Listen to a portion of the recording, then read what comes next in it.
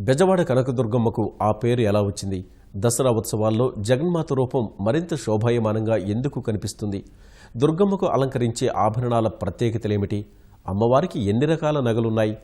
దసరా ఉత్సవ శుభవేళ జగన్మాత స్వర్ణ వైభవంపై ఈటీవీ ప్రత్యేక కథనం.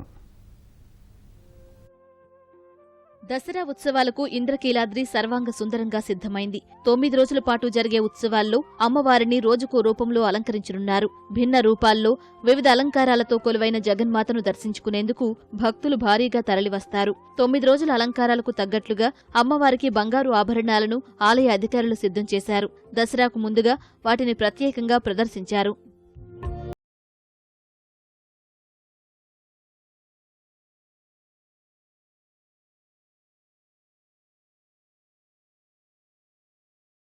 తొలి రోజు జగన్మాతను స్వర్ణ కవచంతో అలంకరించడం ఆనవాయితీ. ప్రజల కష్టాలు తీర్చేందుకు అమ్మవారు కనకవర్షం కురిపించారని పురాణాలు చెబుతున్నాయి. ఆ మేరకు తొలి రోజు అమ్మవారిని స్వర్ణ కవచాలంకృత దుర్గాదేవిగా పిలుస్తారు. ఇక్కడ మనం చూస్తున్న స్వర్ణ కవచాన్నే ఉత్సవాల రోజు జగన్మాతకు అలంకరిస్తారు.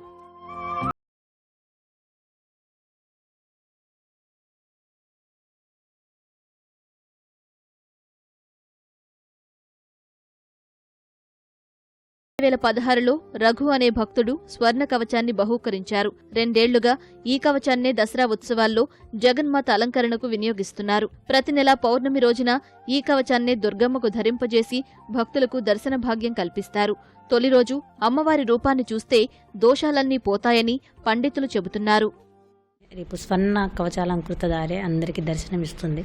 దీని యొక్క విశిష్టత ఏంటంటే అమ్మవారి మూల స్వరూపం ఎలా ఉంటుంది అనేది చూడడానికి వీలుపడే అలంకారం ఇదొకటే.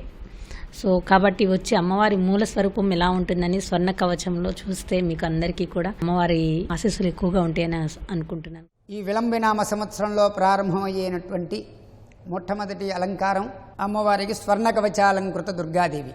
కనకమయ రత్న ఖచ్చితమైనటువంటి వజ్రదేహముతో అమ్మవారు స్వర్ణ కవచాలంకృతతో మనకి అమ్మవారి దర్శనమిస్తున్నది. స్వర్ణ కవచంతో పాటు అమ్మవారికి అలంకరించే ఆభరణాలు, వాహనాలు, ఆయుధాలను అధికారులు ప్రదర్శించారు. దుర్గాదేవి అష్టభుజాలు, వీణ, సింహ, నెమలి వాహనంతో పాటు భక్తులు ఇటీవల సమర్పించిన ఆభరణాలు ప్రదర్శనలో కనువిందు చేశాయి.